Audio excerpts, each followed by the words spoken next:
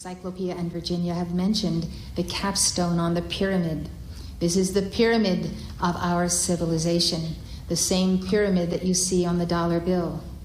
In July 1975, Cyclopea placed at the etheric level the capstone of the all-seeing eye upon the pyramid, the four sides of the temple of being in matter.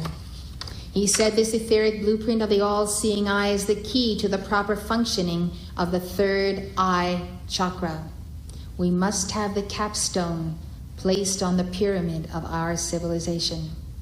Cyclopea placed the blueprint of the all-seeing eye on the third eye of all who would hear or read his word, as well as upon the pyramid of America. This means, and as I am focusing now and speaking to you, I can feel the pressing in on my own third eye chakra of the very thing that I'm reading to you. Cyclopea placing the blueprint of the all-seeing eye on the third eye chakra of all who would hear or read his word. You are hearing, and you can read this because it is in Pearls of Wisdom. And so as you place your attention on Cyclopea during this reading, you can feel an intensity of that third eye. You can mentally call to Cyclopea and ask for the clearing of the third eye, that it might be a repository of what is real and what is the divine plan for the earth. It is through that third eye that we hold the immaculate concept for one another. Through our third eye, we can behold the vision of everyone we know, no matter what problems we have with any individual, whether in our families or in our workplace, in businesses, people whom we meet. If we hold the all-seeing eye of God as the focus for that immaculate concept, we can bring about change. We can also guard against entering into argumentation, just by going back to what is real about the person that we are speaking with. That person could be ranting and raving, and you could be quietly listening and directing from your third eye, through the Holy Christ self of that individual, the perfect divine plan for that one. And you can be giving that to someone with such profound love and devotion for the liberation of their soul that they would receive it through the Holy Christ self and actually be transformed, because you decided not to engage with their lower nature, but only to bless and heal, to bless and heal, and bless and heal. In 1980, Cyclopea said that he was assembling the components of the capstone, souls who would be fused as one body and become as fixed stars in the firmament of God's all-seeing eye. When I hear the term fixed stars, I think of those angels of light and souls of light who carry on a mission and stay with that mission until God calls them to another level. They do not tire of sameness. They do not tire of performing the same tasks day after day. They become as fixed stars in the firmament of God's all-seeing eye, so that they might direct a beacon to the earth, and many beacons. And as that beacon shines on a city or a town or a household, the divine plan for that group of individuals will manifest, because these fixed stars, who will be many of you when you are ascended, or when you go out into the retreats at night, or go to the retreat of Hilarion or Raphael and Mother Mary, or the retreat of Elohim when we are invited. And so when you can direct by a beam of light from your third eye, through the Holy Christ self, the divine plan for nations and cities, you will see major changes in the earth. We are gathered at this Easter conference because we are determined to see the fulfillment of a golden age. We have heard Zadkiel tell us there are two options. Either we go up in the Aquarian age and have a golden age civilization, or there is utter desolation and chaos on planet Earth. We have decided what the outcome will be, and we have put our money where our mouth is, as they say. We have come to the altar of God for alchemical change, for the precipitation of what is to be on this planet. To do this, we know we must engage with the archangels in a warfare against darkness and fallen angels. We are also prepared to do that. We are determined that this golden age will be, an age of enlightenment, peace, and freedom. Cyclopea told us in 1980 that this has not been accomplished in 12,000 years except in the Ascended Master octaves.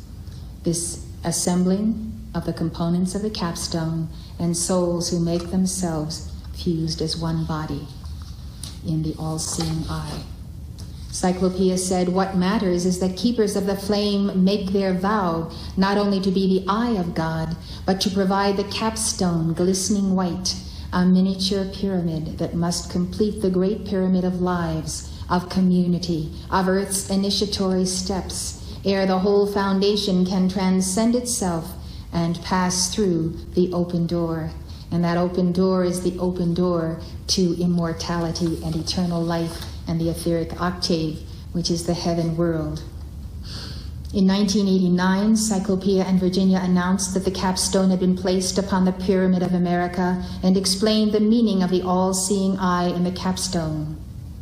Cyclopea did this because there were sufficient souls in this nation and on this continent who could make up that capstone. It is the place where those dwelling in the unascended state meet those who come from the ascended octaves. If you can see an inverted pyramid coming this way and then a descending pyramid that is inverted, and then the rising pyramid, you will see the rising pyramid represents the matter universe and the descending pyramid represents the descending spirit universe. And so the point of meeting is like the point in the center of an hourglass, as you could see an inverted pyramid touching the top of an ascending pyramid. So through that point that is the opening, single souls ascend. We always ascend alone. And as we go through that capstone from the matter universe to the spirit universe, we receive the royal robes of our ascension. Cyclopea and Virginia said that America is the designated place for this convergence. Here there will no longer be separation in the mystical body of God. The mystical body of God is composed of all souls of light who are weaving their deathless solar body, who are the ones who already are clothed in white raiment at inner levels. They may be sitting next to you here or in any church or in any place in the world, but these are the souls who are preparing for their ascension. They are the ones who then make up the mystical body of God. Cyclopea and Virginia also explained that Clare Prophet pioneered the way for us when he began to ascend the spiral staircase of the pyramid, step by step. On the foundation of the early ashram notes and the pearls of wisdom and in the footprints of the messenger, Cyclopea was able to send forth a beacon in the physical octave by which the light bearer could ascend to that place of the capstone in the Great Pyramid. Cyclopea and Virginia said, every dictation on the Only Mark albums from the beginning to the end is a landmark, representing a single footstep of your beloved Mark, clearing this pathway for your souls to reach the all-seeing eye of God.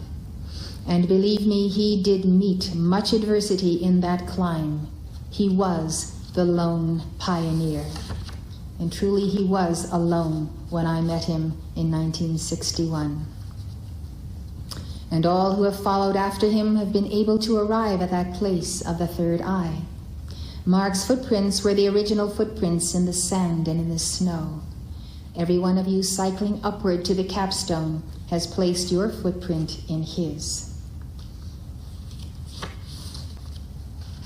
Those quotes are from a dictation of December 17th, 1989. In 1984, Cyclopea and Virginia told us what can happen if we do not remember to ratify the dispensations the Ascended Masters have given us. A dispensation is a grant of energy, just as though you would take a loan from the bank. A grant of energy that is given to you in advance to do good on behalf of the people of Earth. So to have a dispensation is a wonderful gift, but not to use it to its fullest means that we have compromised the dispensation. They reminded us of the dispensation of the golden chain mail, given 20 years earlier in a dictation by God Meru on July 26, 1964. Cyclopea and Virginia said, "Long ago the warning went forth to make the call for the golden chain mail, to keep separate the astral and physical planes. The astral plane is a lower level. The astral plane is always connected with the lower octaves of death and hell. The astral plane is unclean and full of unclean spirits. The astral plane connects to the physical plane." So he is saying, long ago the warning went forth to make the call for the golden chain mail, to keep separate the astral and physical planes, as that protection that would be given to the planetary body, as that armor of light would be draped from shrine to shrine, from the Christ of the Andes and from the statue of Jesus in Rio de Janeiro and many others. Beloved ones, all of the mighty monuments of earth were used to focus and hold that golden chain mail, to protect the physical plane from the eruption into it of the hordes of the astral. The hordes are the demons and discarnates that are on the astral plane. I remember very well when this dispensation was given, and I remember how it looked. It looked like a giant curtain composed of gold in tiny little rings, like you would see on the armor of a knight. And this golden chain mail was draped all over the earth, from the highest buildings and monuments. The entire planet was draped in this golden chain mail. This dictation was given very early in this activity. There were not enough devotees to call it forth. Hence, the golden chain mail was not strong enough or fortified enough by embodied individuals decreeing to hold back the astral deluge.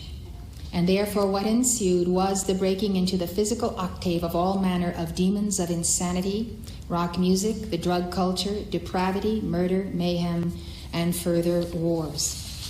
And so it has come about that that period before the 60s, which was relatively innocent and harmless by comparison to that which followed, has never returned because of the spilling over into the physical octave and hence the mental body of all of these astral forms of depravity.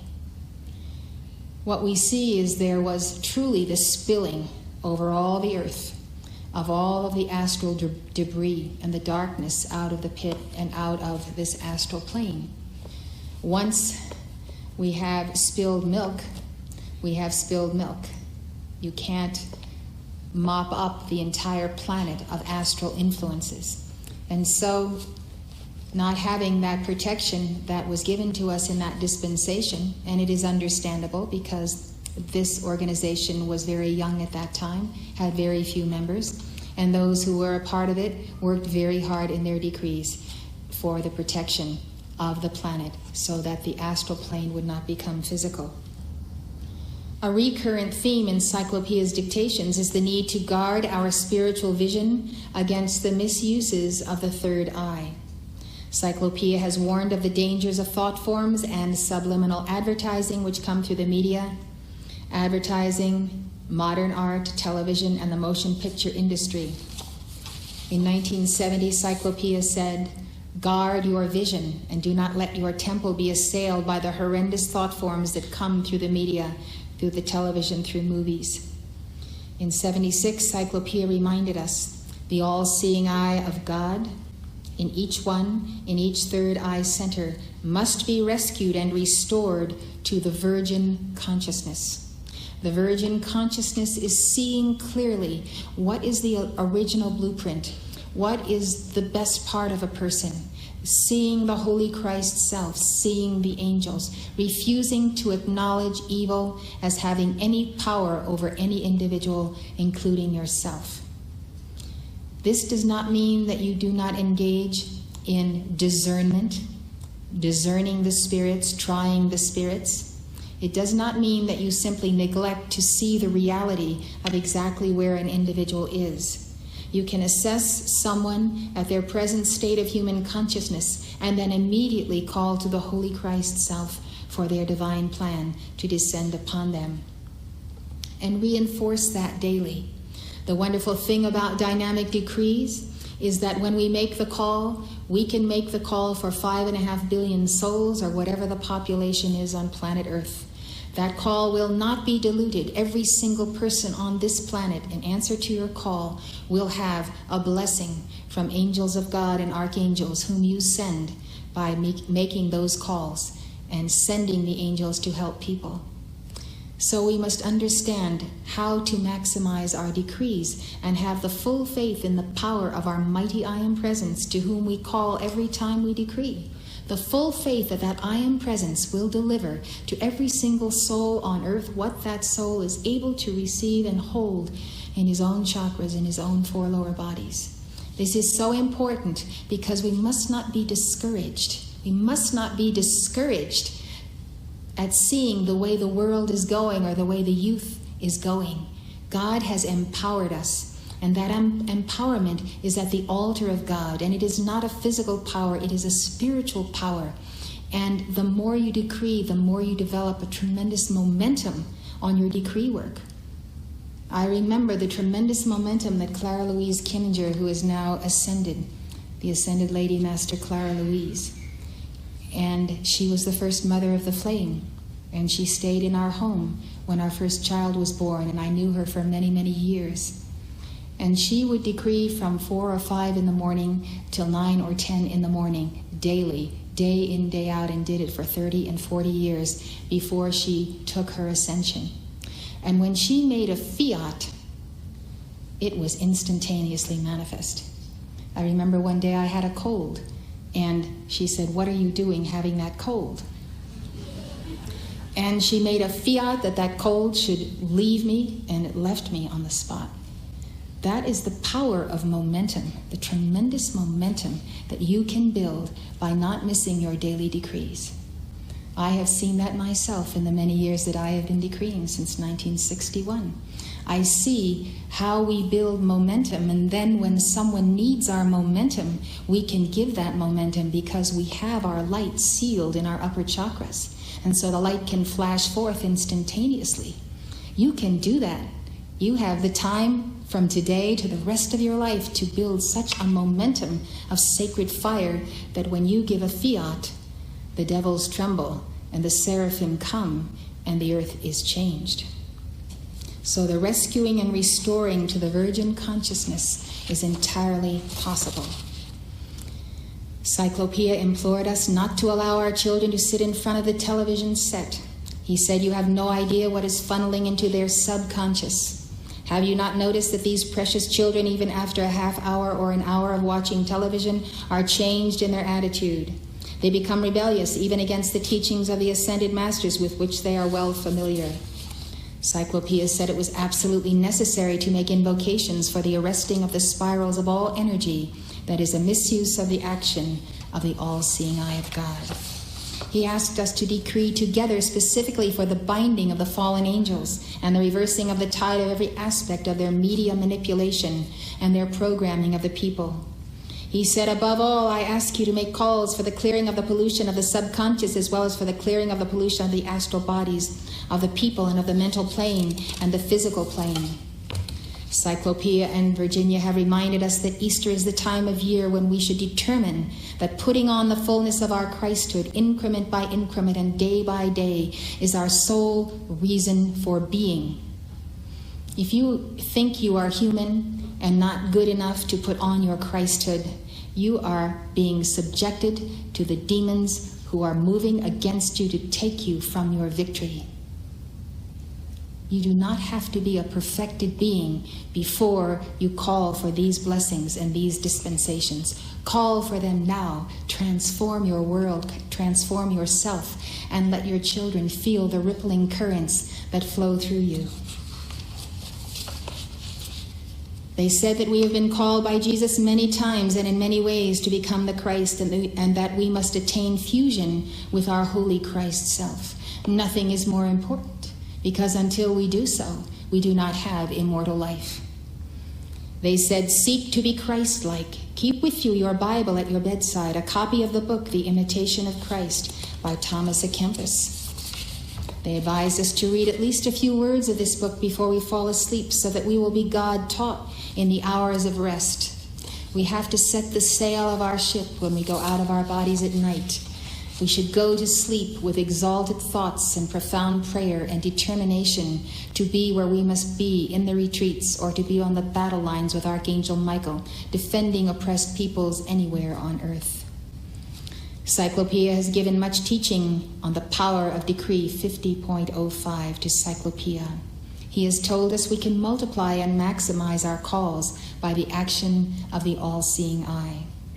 The action of Cyclopea through this decree is for the exposure of the truth and the exposure of the lie in government, the economy, society, and within the human heart. Cyclopea told us to call for the power of vision when we get the prompting that all is not well. When you get a prompting that all is not well, give a fiat. Give it to Cyclopea. Call for Cyclopea's all-seeing eye on whatever the problem is, even if you haven't diagnosed it. But never, never, never fail to make the call, either when you are prompted to make the call or when it's obvious that a call is necessary to rescue someone from some situation. Cyclopea said, when you receive the prompting that all is not well and you have a perception, do not deny it, but make the call for the power of vision and the crystal ray. And then there will come to light what is the problem.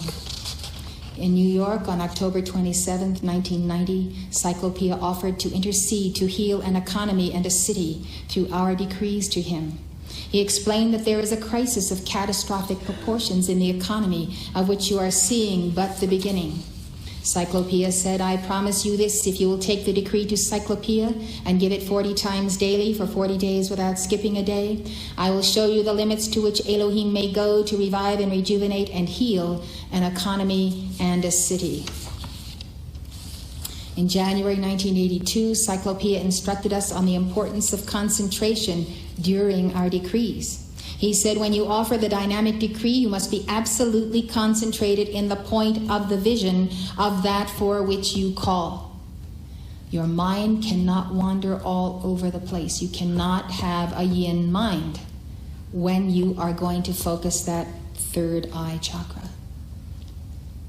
Therefore, discipline yourself. Observe your mind when you are saying the words that you know by heart.